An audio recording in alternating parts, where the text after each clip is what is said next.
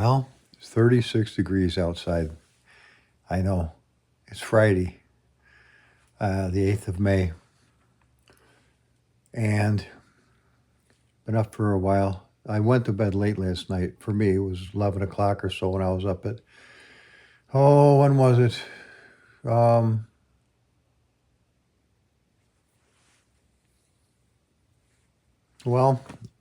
I got 4 hours sleep. I know that. 11, 12, 1, 2, 3. Okay. Yeah. Oh, 2:49. 2:49 is when I got up. 3:49, forgive me. 3:49 is when I got up. Because I remember that was the same number that I was allotted when I worked for the Onondaga County Highway Department out of Janesville, New York, many years ago. That was my number, 3:49. It was on my helmet. I wanted to get that helmet too when I left there, but I never did. It's just a hard hat, you know.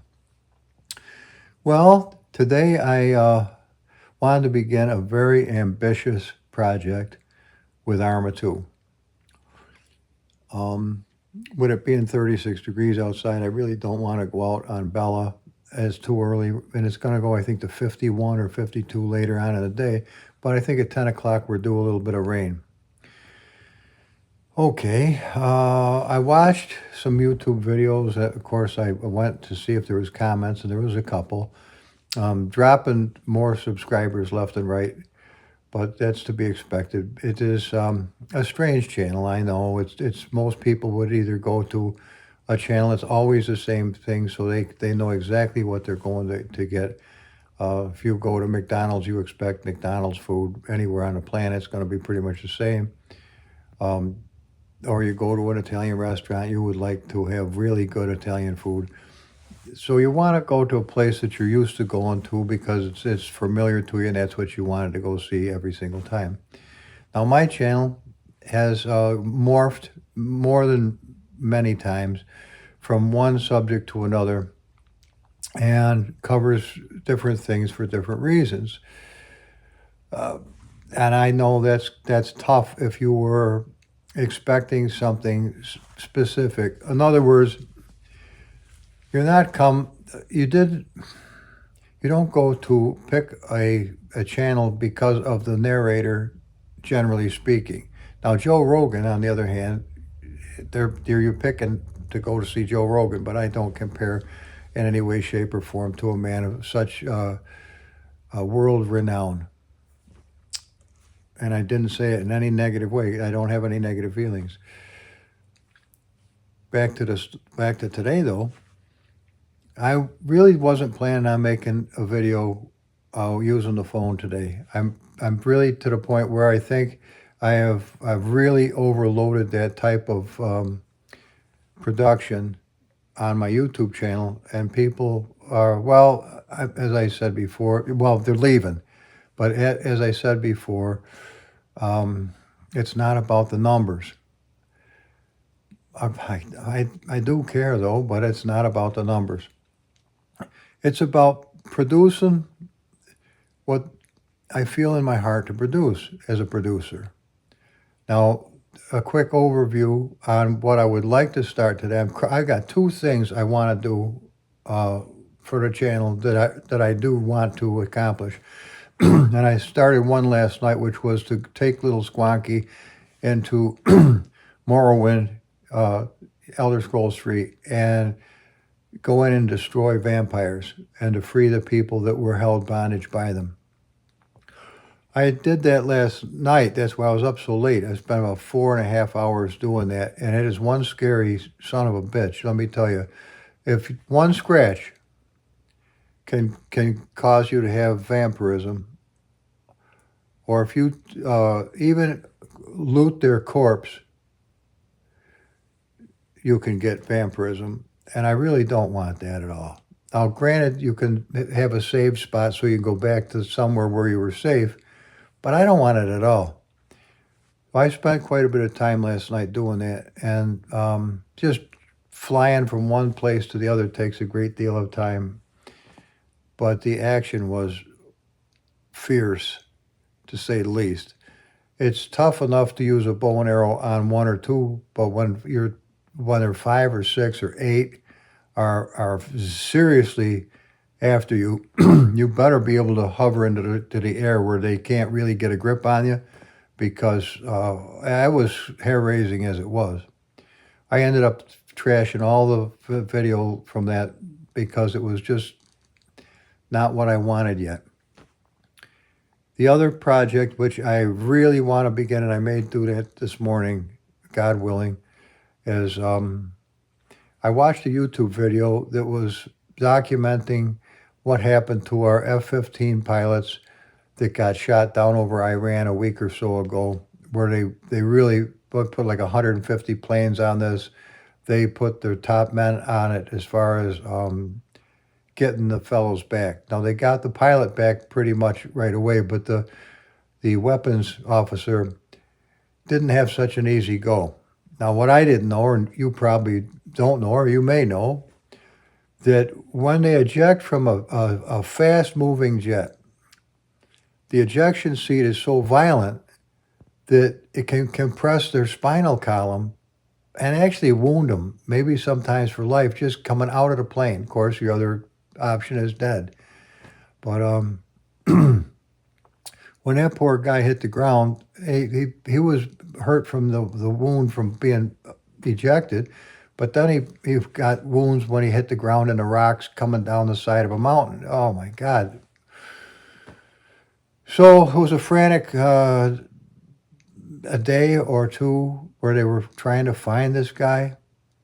And the Iranians, of course, were swarming the area trying to get a hold of him.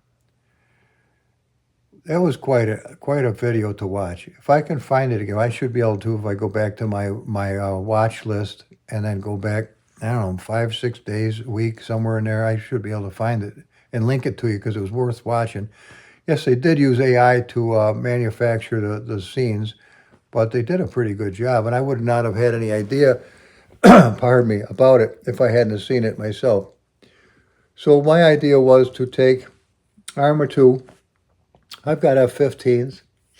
I could ride in the back of the F-15 as a weapons officer, and I could program the plane to fly a certain sortie, and I could put the Iranians down on the ground as I wished to have them, and I could have commands where they would, when the plane is shot down, I can program it to be shot down. I'm not sure I can survive a plane strike. I can't. I'm not sure if I could survive being in a plane that's struck by a missile and not die right off the bat.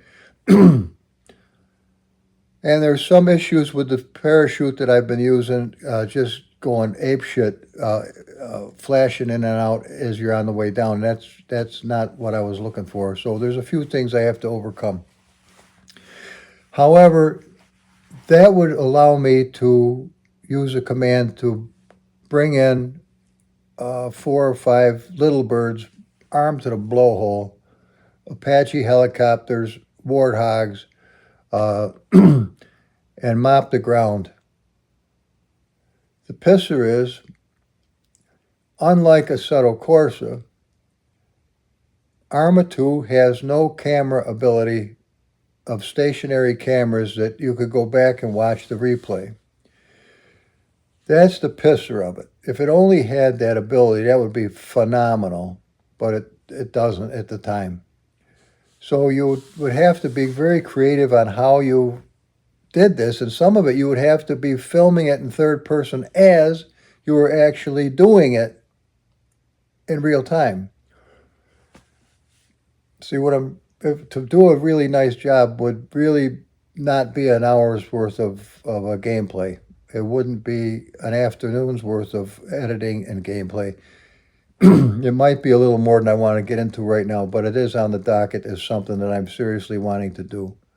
And what I was thinking of doing is, rather than just bring you into the playthrough of the scenario, I would bring you to the map and build the scenario in front of you so you could see how it was done. Ambitious. As I was thinking about all this, I realized that I didn't spend any time with the Lord this morning as far as dedicating a certain amount of time. And there's another thing that just came into my mind that I want to touch on. I hope I remember it. Because I don't want to jump from scenario to scenario, subject to subject. It's very difficult to keep track of what's going on. I realized that I hadn't spent any time in the Bible this morning, and the sun's up now, and the big birdie's coming to get her food with the rest of the squirrels. And I said, Lord, please forgive me. I realized I went to bed late last night, and I got up and I doing all the internet stuff, and what happened to my time with you? And I did no reprimand, just Psalm 78.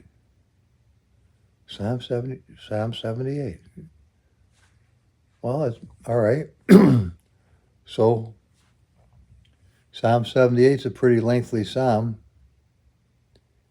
and it has references to other scriptures that help to fill out the entire psalm. Would you like to go with me for Psalm 78? It's not huge, but it's lengthy. And I still got the phlegm in my throat. Forgive me for that. It's the change of weather, the strange. And of course, I'm using the fuel oil furnace, so that puts dust in the air because it's forced air heat.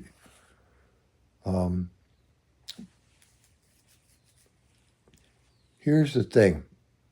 Deep inside, I'm antsy. I want to start those projects I want to start. Can I read Psalm 78 with the right attitude, with the right heart attitude? I think what I'll do is I'll stop the video right here and now, and I'll just get quiet before the Lord to present myself in a manner whereby when I do read it, I'll be reading it with my heart, with my soul, with my full attention, not trying to race through it to get to my agenda, which I wouldn't have an agenda if I didn't have a life, and I wouldn't have a life if it wasn't for God. I wouldn't even have today if it wasn't for that, for God. So this is a real-time juggling of the time that God has allotted me, which he does to all of us. We're all allotted 24 hours in a day. So when somebody says, I don't have time to do this or that, the truth of the matter is you're doing exactly what you want to do with the time you've been given. And if spending time with me or this or that isn't what you want to do, then don't do that. Go do what you want to. But when it comes to God, if day after day after day after day after day, you get consumed in your own activities and you don't ever, you start to drift. And I don't want to even begin to start to drift. It's like, it just came to me in a flash in my mind. I saw a person in third person standing on the deck of a ship, and a wave hit the other side and they went overboard into the water. The next scene I saw immediately in my mind is them looking in first person with the water up to their chin as the boat's going away, frantically waving and kicking, and I know, then the sharks come and it's no. Or they freeze to death in the water, or point being, I don't want to watch the boat go away. I want to be on it. I want to understand what's going on. I want my life to be in God's hands and his control all the time. In other words, I'm not trying to give my free will away. That's precious. But I want to, on purposely from the heart, align myself in such a way that the environment is welcoming to God's Holy Spirit, that he feels welcome in today, which today is what God made. Today is the day the Lord has made. Let us rejoice and be glad in it. So I'm being mindful and real time sharing it with you, a little bit of the inside of what it's like to walk Humble's walk. I can't walk your walk. You don't need to walk my walk. Walk your own walk. But if you sometimes struggle with allotting time, I think the first place to start is to realize this battle that's going, it's not really a battle, but it's a decision of what you're going to do and what priorities are going to take precedence.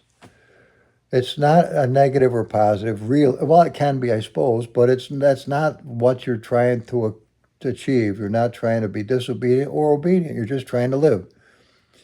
But what kind of a day do you want to have? I mean, I would like to go back to May 4th when I was out in Union Springs talking to those people and feeling the Holy Spirit come down upon us all. We weren't doing anything to have that happen. I mean, on purpose. We weren't jumping up and down or trying to do something or rolling dice on the floor. That's, God forbid, that's witchcraft. But what I'm saying is, when it's real, and that's what you want, is real. You don't want manufactured, and you don't want a substitute for real. There is no substitute for it. It's like plastic food rather than real food. Oh, and by the way, that steak actually was pretty good the other day that you saw me cook when the fox came up. It was a very cheap cut of meat. Well, cheap. Yeah, cheap. Come on. Tell me about cheap. There's nothing cheap. The word cheap in the world right now doesn't exist. Everything is way expensive.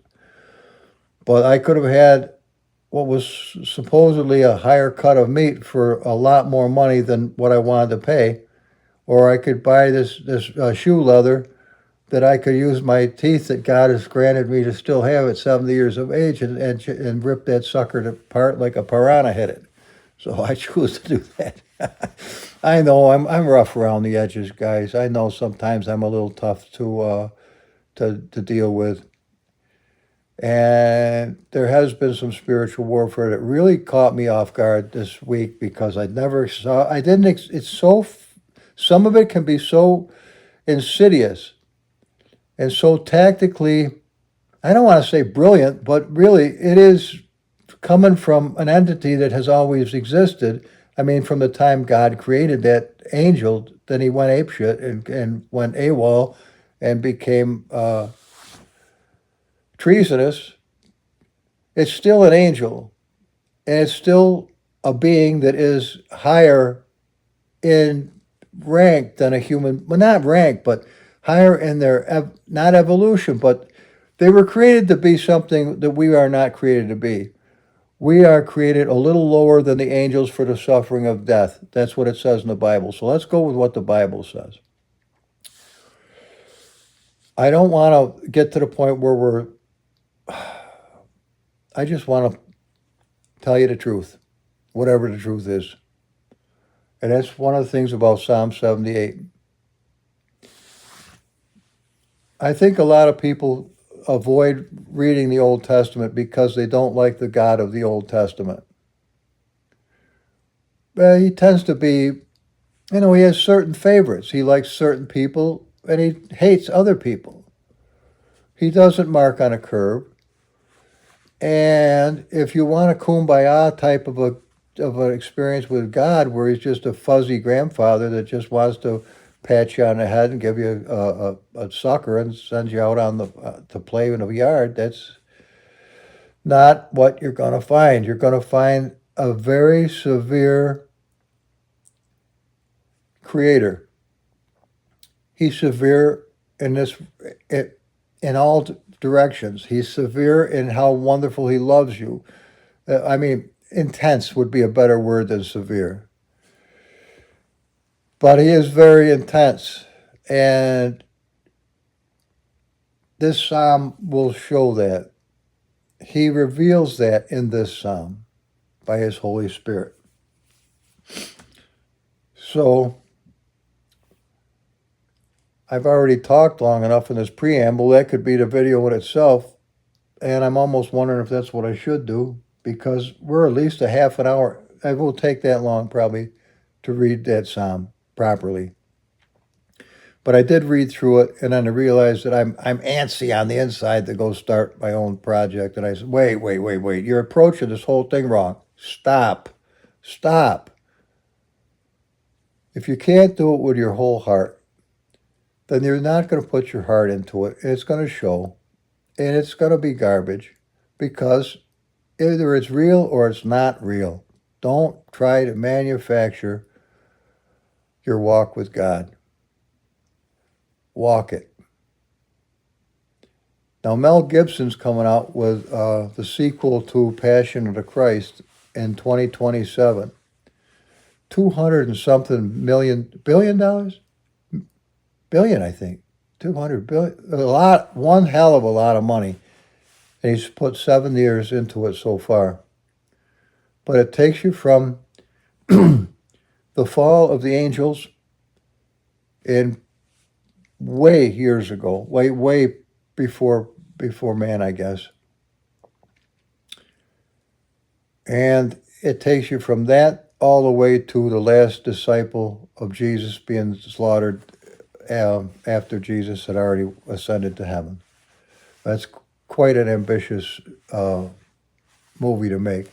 And I have to thought, when I found out it's coming out May 6th of 2027, that the people that are going to be viewing that are going to be the ones that are left behind.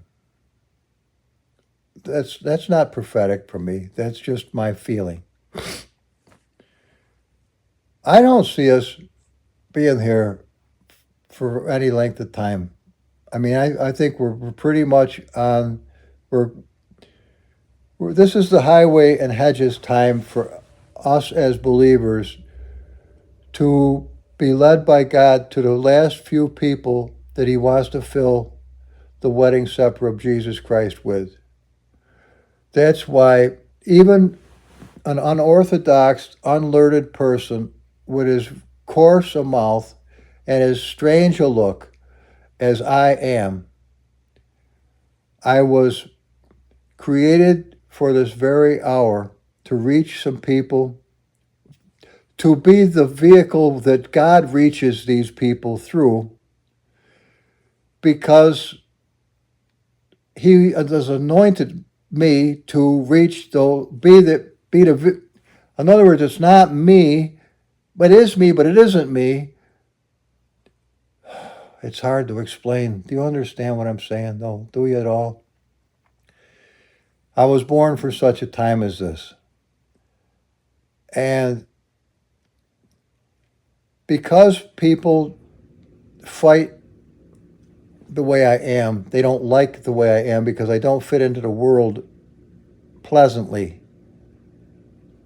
I am abrasive and rude and obnoxious and funny, but with a twisted funniness that's bent on some sexual content that back in the 60s was fun, but now is abhorred because, like that banana, it becomes a sexual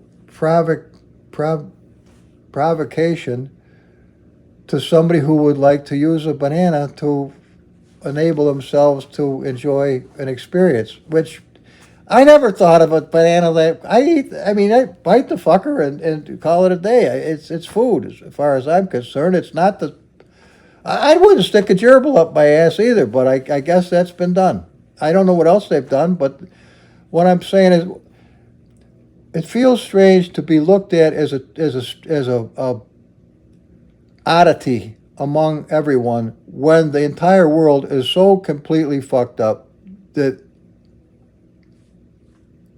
I'm amazed that God hasn't destroyed it already.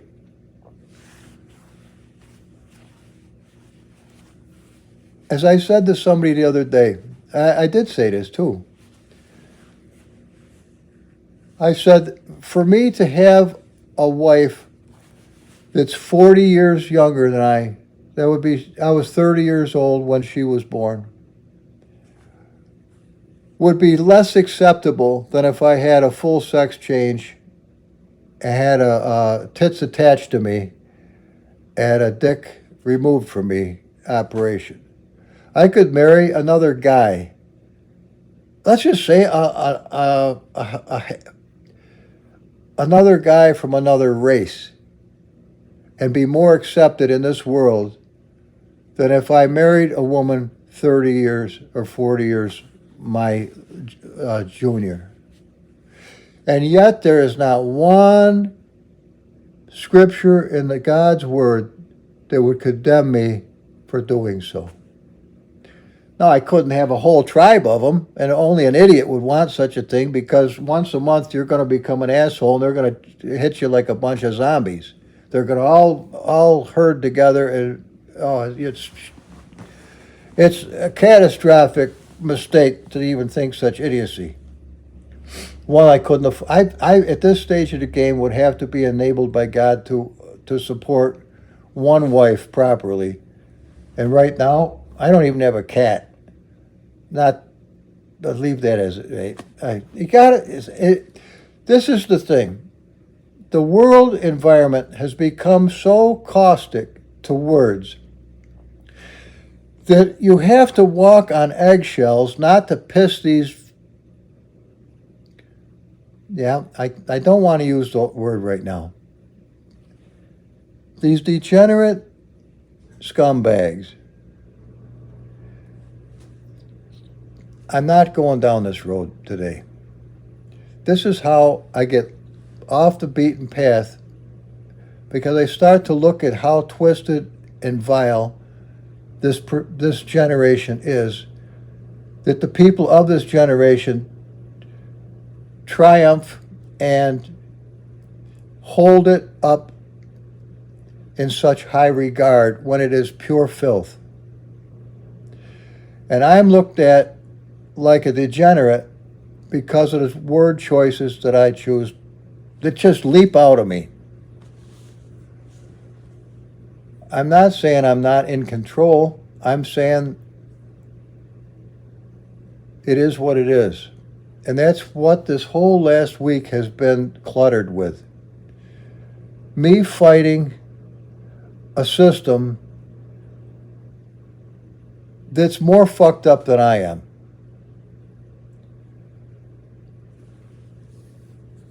And yet, I'm a deplorable, and they're wonderful.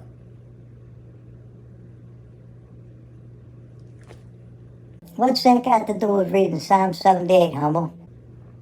Well, that's a pretty good preamble to doing it, because you're going to see some of this stuff right then and there.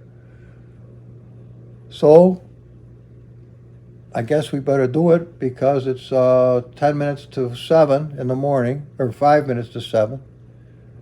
And we'll just do this, if you're still with me. I mean, by now, I'm sure that the easy triggered flakes have booked, because I've already pissed them off by pointing a finger at why they look so strange and act so strange and do such strange things that are obviously crosswise to anything that makes fucking sense. Just because, well, they can if they want to. I mean, I'm not here to tell people you can't do this or you can't do that. Do whatever you want to do. Do whatever you want to do. You know? It's what's happened in the last week is I see the encroachment of these people to take away from me my rights as a human being. And I go to war immediately with it. And that's what has given people the impression I'm a miserable asshole that cloaks myself as a Christian. Wow, you ought to see that beautiful cardinal, beautiful female cardinal right on the, well, that was pretty cool, actually. I'm not cloaking myself as a Christian. I'm really, I probably am an abusive asshole. Let's go with that. I probably am. But I'm doing the best I can to be less abusive, unless the people I'm abusive to are assholes in my view, which I guess I shouldn't. See where we're going with this bullshit? Come on, let's get the fuck out of here. Let's go do this and have a happy day of it. Come on, let's get my friggin' glasses on sideways and have at it. Because I'm just rambling like a friggin' knucklehead. Look at that old boy. I resemble that remark. Look at that guy. Oh my God, that's AI. It is phenomenal. What are you doing, bud? You know, You're going to need glasses if you keep playing with that thing. All right, come on. Here we go. I got glasses on now. Okay, come on. All right, Psalm 78 from the King James Bible. Give ear, O my people, to my law. Okay? Incline your ears to the words of my mouth. Okay? I will open my mouth in a parable. I will utter dark sayings of old. Well, that should be interesting enough. Dark sayings of old which we have heard and known and our fathers have told us. We will not hide them from their children, showing to the generation to come the praises of the Lord, his strength and his wonderful works that he has done. For he established a testimony, now listen, in Jacob, and appointed a law in Israel. Jacob and Israel are the same man. They are the very same human being. Jacob's name was changed by God to Israel after he wrestled with, it says, the angel, and his hip was knocked out of joint, and he walked with a limp from that day on. But God renamed him Israel, because Jacob means supplanter, or you're a crook. But he really wasn't. We'd have to go back and read the whole thing. So the Bible is so amazing. It is the most amazing literary accomplishment I've ever seen, and I will never see one that could even begin to equal this in any way, shape, or form, unless God makes a brand new Bible or brand new words. I don't know what's going to happen, but for he established a testimony. In other words, a testimony is what somebody says about something that they've lived and tells others. For he established a testimony in Jacob and appointed a law in Israel, which he commanded our fathers that they should make them known to their children, that the generation to come might know them, even the children which should be born, who should arise and declare them to their children, that they might set... Now this is the purpose. This is the whole purpose of why we're going through all this. That they might set their hope in God and not forget the works of God. See that key? This is a key statement. This is why we're going to do what we're going to do. That they might set their hope in God. Not in themselves, not in the economy, not in a president, not in a world system, in God. But keep his commandments, and we can go to find them in Deuteronomy, but let's just go after this. It might not be as their fathers, a stubborn and rebellious generation. A generation that set not their heart aright. That's a choice. And whose spirit was not steadfast with God.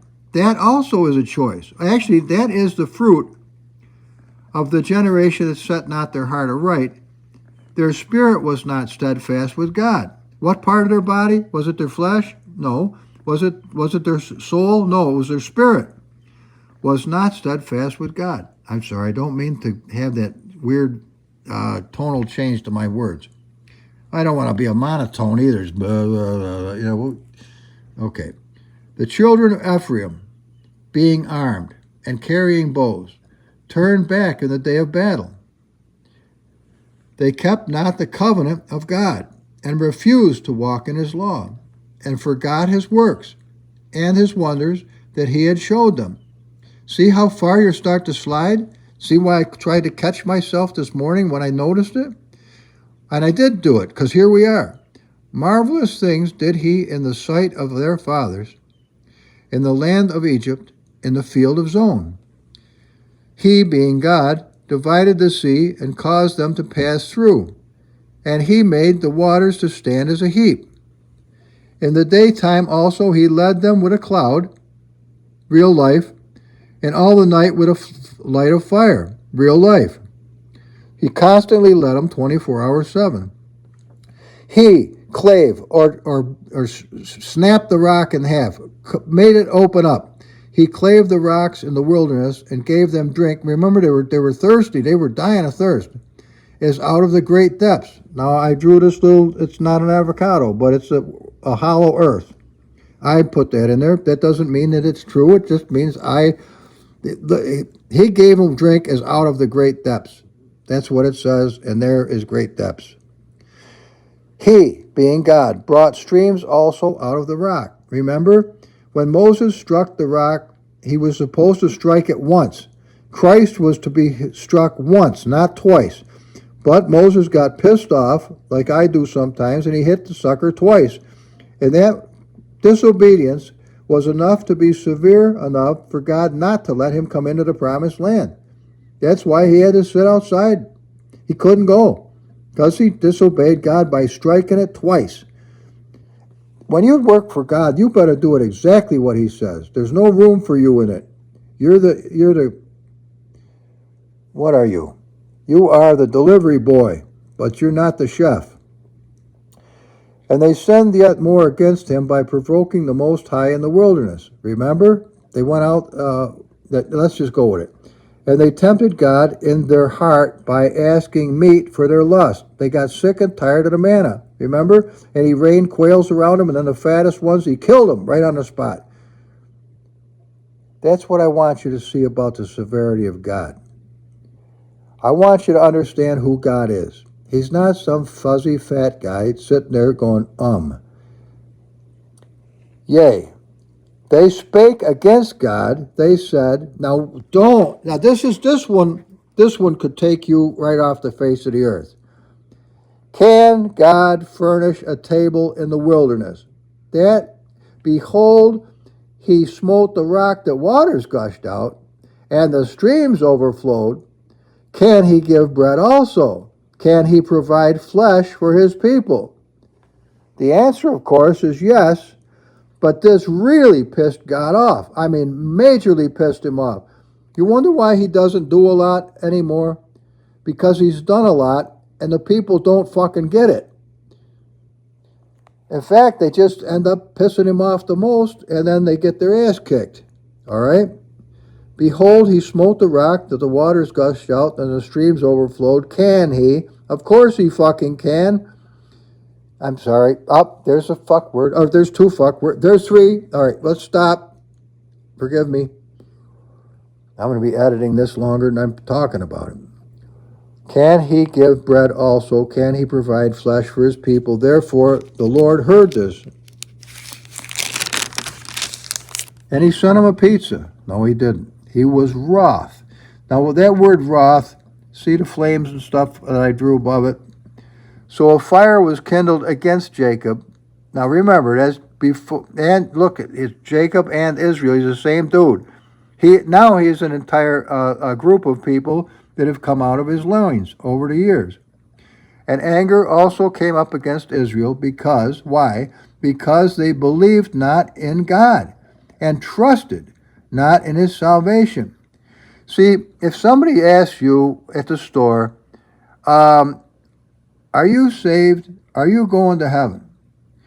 If you can't answer that with 100% positive answer, you are, well, one, you don't know that you're saved, and you don't know why you're saved, so you can say, gee, I hope so. Gee, I hope so is not going to cut it at all. That should be something that scares you to the very core of your soul if you can't say for a certain fact that you are saved. All right? Because they believed not in God and trusted not in his salvation. His, not yours, his. He worked it out for you. You're not working it out for yourself. You cannot do it. It's impossible. It's not going to be.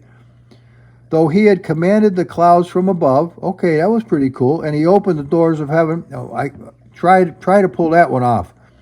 And had rained down manna upon them to eat. He fed them to the full, and had given them of the corn of heaven.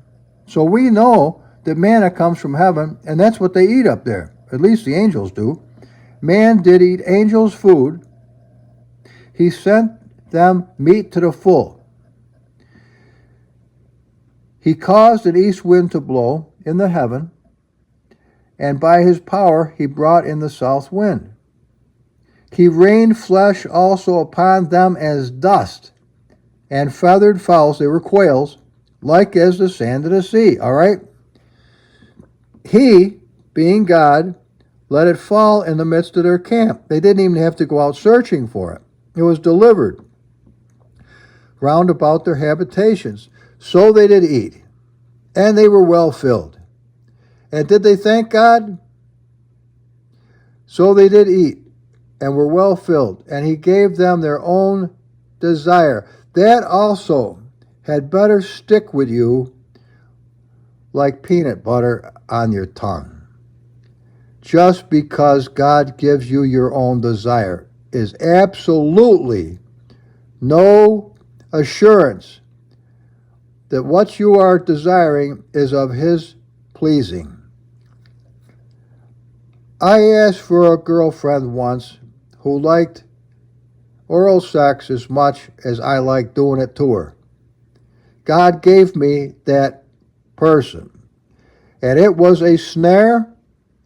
It was that literally could have ended my time with my mother, and I'm pretty sure it did, because that sin was so grievous that my mother died.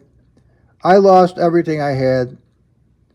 And would you believe that that very same woman later on in years would be the nurse that put the needles in my arm when I was having the shots in my spine? I tried to bring her to Christ many, many times. She had less interest in that than she had in her own pursuits. Was she a gorgeous woman? She was such a knockout. She was absolutely gorgeous. Okay. They were not estranged, which means it's like if you have a problem with somebody and they don't want nothing to do with you anymore, or an old girlfriend or what, it just, the relationship's over. They're still alive, but they don't want anything to do with you. They were not estranged from their lust, but while their meat was yet in their mouths, the wrath of God came upon them and slew the fattest of them and smote down the chosen men of Israel. Don't you dare say that God is bipolar. What you need to say is, take a good look at this. He will put up with what he will put up with, but you take him across the finish line of his patience, and he'll kill you. He'll kill you. Dead. God himself will kill you. The one who gave you life will snap you right off the face of the earth. And he can do it, and you can't do a damn thing about it other than die. For all this, and this is the God. This is him. This is the real McCoy right here. This is what he reveals about himself. So we should have great respect that he can do whatever we ask. But we better ask the right thing. Because if we're playing fast and loose with God, he might just as well give you exactly what you ask for. How many people have come to God and asked to hit a lottery, and as soon as they hit the lottery, they divorce their wife? For all this they sinned still and believed for his wondrous works. You have to believe to get it. See the key? Believe not for his wondrous works. Therefore, now what happens? Therefore their days did he consume in vanity. Who consumed them? God did. He wrote their future in real time to consume in vanity. Everything they do is a fruitless endeavor. It doesn't amount to jack shit. They work their life over and their years in trouble. They have a life that is, they're living their life, but they're not enjoying their life. Their life doesn't mean a damn thing. They're not bringing anybody to Christ. They're just living, and then at the end, it's a shit life, and it was worthless. When he slew them, then they sought him. See the nature of man? Until you really get your something or other in a ringer, you're not going to pay attention because you're just going to blow him off and do your own thing. Hence, I'm not down there monkeying with Arma right now. Then they sought him, and they returned and inquired early after God, and they remembered that God was. See, when you come back to God, you start to remember, who is he? You'd forgotten that God was their rock and the high God, their Redeemer. Nevertheless, they did flatter him with their mouth, but they lied unto him with their tongues. Wait a minute, wait. Nevertheless, they did flatter him with their mouth, and they lied unto him with their tongues. The tongue in the mouth causes you to speak. This is interesting, isn't it? Nevertheless, they did flatter him with their mouth, and they lied unto him with their tongues. And we go up here. For their heart was not right with him. Okay, see how your tongue and your mouth, if your heart's not kicked into gear, they can actually go in two directions at the same time. Is that a pisser? Nevertheless, they did flatter him with their mouth. Okay, their mouth is saying the happy things. And they lied on him with their tongues. That the tongue is not doing what it's supposed to do.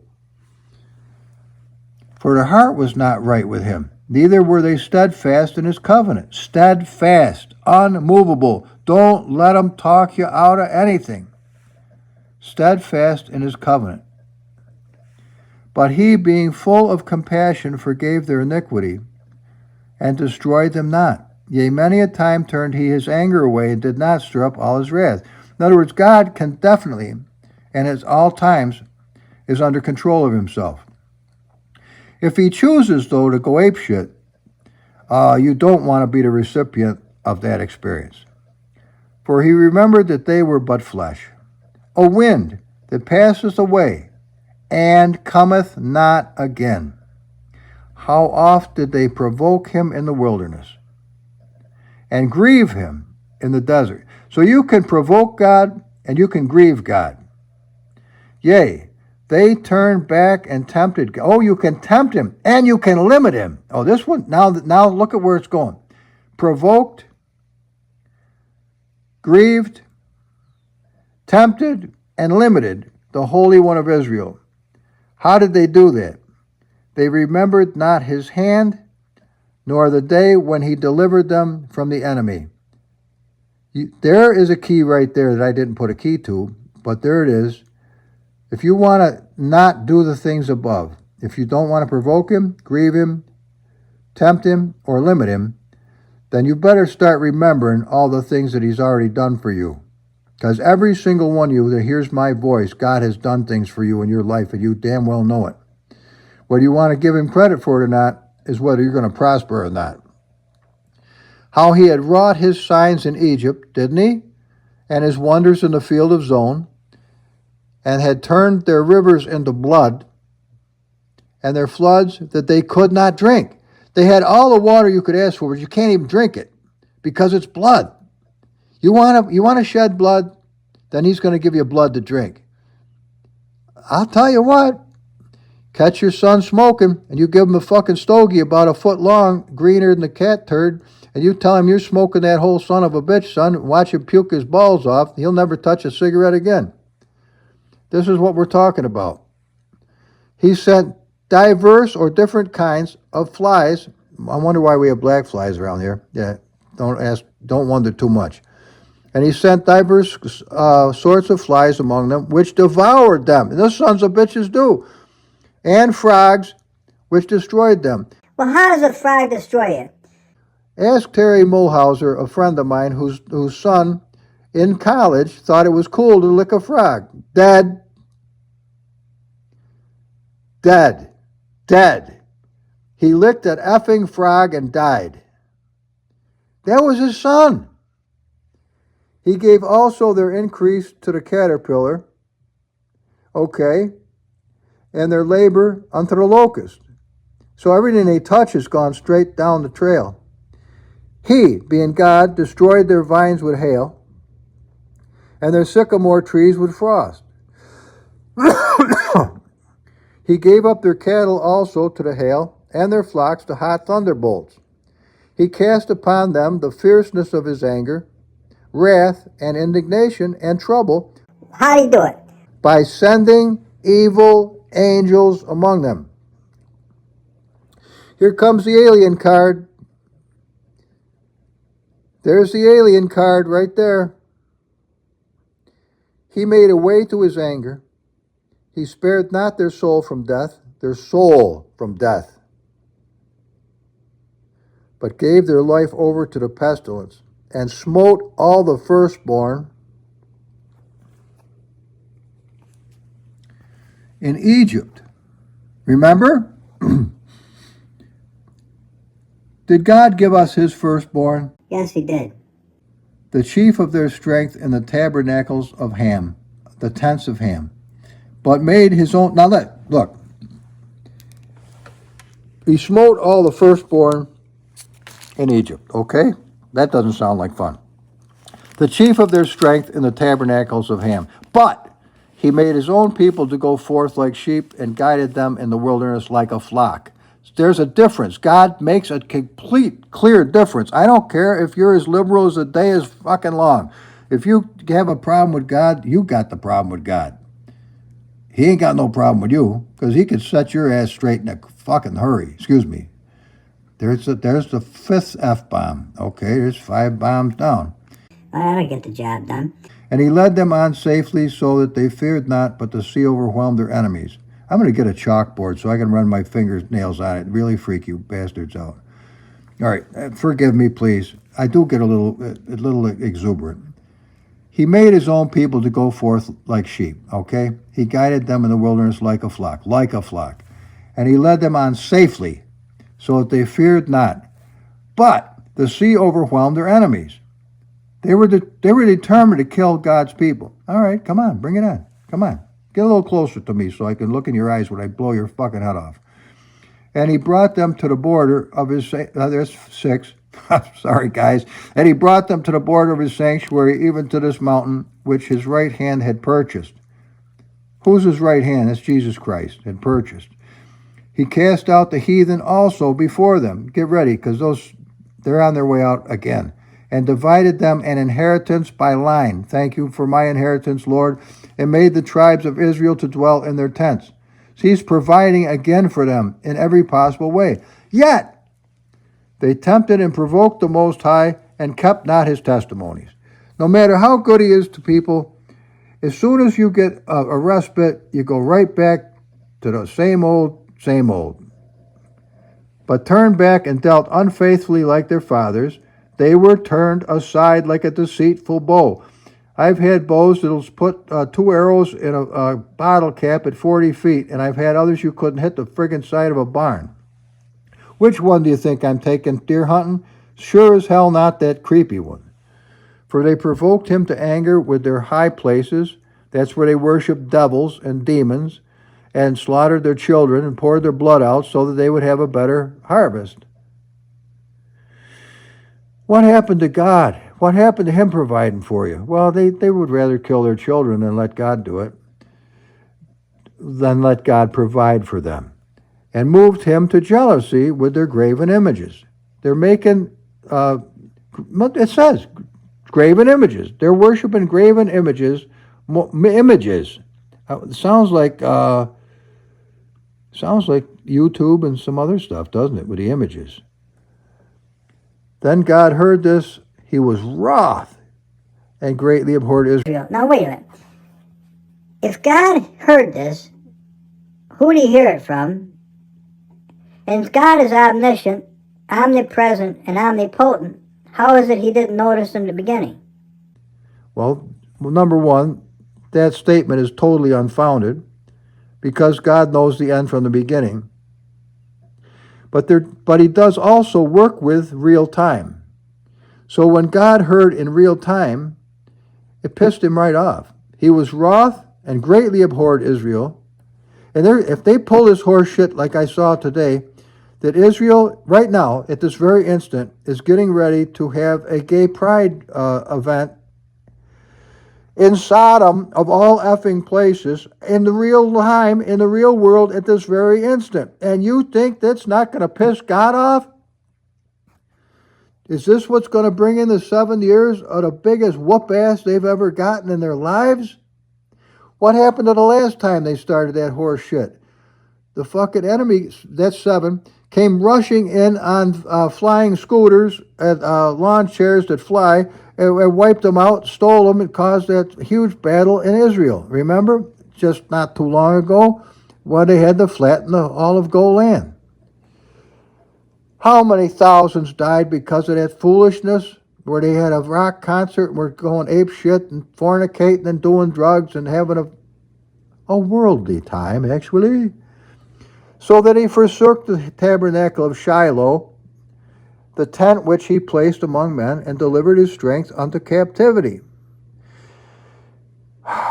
When I ended up in marriage, I ended up in captivity because I would not pay attention and behave myself, and his glory unto the enemy's hand. You got to be careful with your way of how you're living. If you play fast and loose with God, you are undermining any hope of having a good life. He gave his people over also unto the sword, and was wroth with his inheritance. The fire consumed their young men, and their maidens were not given to marriage. We're not going into that. Their priests fell by the sword, and their widows made no lamentation. They didn't give a shit for their husbands. They were such a bunch of creeps that the wives didn't even have any interest in them. They didn't even lament. They probably threw a party when the bastards died. Then the Lord awaked as one out of sleep, and like a mighty man that shouteth by reason of wine. And he smote his enemies in the hinder parts, and he put them to a perpetual reproach. Hinder parts. 1 Samuel 5:6. As a matter of fact, here is 1 Samuel. There's 5. But the hand of the Lord was heavy upon them of Ashdod, and he destroyed them and smote them with emerods, which are hemorrhoids. He killed the bastards by giving them hemorrhoids, even Ashdod and the coast thereof. Pardon me. And when the men of Ashdod saw that it was so, they said, the ark of God of Israel shall not abide with us, for the hand is sore upon us, and upon Dagon, our small g God. This piece of shit. They sent therefore and gathered all the lords of the Philistines to them and said, what shall we do with the ark of God of Israel? And he answered, let the ark of God of Israel be carried about to Gath, which is where, now you know, Gath with the Philistines, and they carried the ark of God to Israel about hither. Now listen, and it was so that after they had carried it out, that the hand of the Lord was against the city with a very great destruction, and he smote them of the city, both small and great, and with hemorrhoids. They hemorrhoided he stuck them right in the ass. God stuck them right in the ass. And their secret parts. Okay, took their nuts too. That's what it's saying. Balls, nuts, pecker. He's tearing up the downside of the bastards, and that's what God can and will do. You piss him off, your balls are his. He'll rip your pecker out by the roots and stick it up your ass like hemorrhoids. Now that's a paraphrased edition, and forgive me if I've gone beyond where I should, but I'll just tell you right now, you don't want to monkey with him. We'll cut to the chase. Now, can I ever find out where I was again? Oh, balls. We're in Isaiah now. Oh, what happened to Psalms? Psalm 78. At least I remember what it was. 75, 78. All right. All right, Chihuahua. Okay, where's the hemorrhoids? All right. Wait, where's the hemorrhoids? Is a good question. All right. Okay. Wait a minute. Oh, forgive me.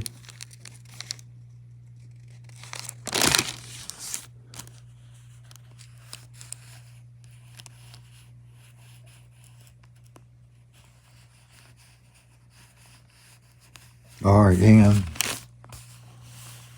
Okay, here we are. We're way over here. We're almost done. Yeah, at 59:51. Okay, whatever.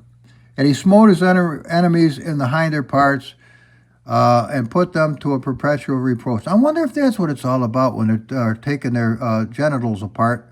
They're putting a lip attached to me if you're a man, and you have a cock attached to me if you're a woman. Isn't that a trip?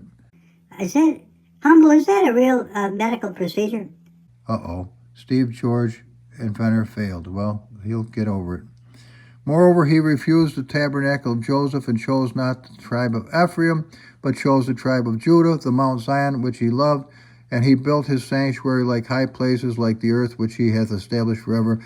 He chose David also his servant, and took him from the sheepfolds, from following the ewes great with young, and brought him to feed Jacob his people and Israel his inheritance. So he fed them according to the integrity of his heart, and guided them by the skillfulness of his hands. So there we have it. There we have it. There we have the whole shooting match. That guy doesn't look too friggin' excited, does he? I hope I don't. I do resemble it. What the fuck? I don't know what to tell you, but this will take us as far as we're going to go with this episode today. Forgive me for the 5 or 7 or 8 F-bombs. Oh, well.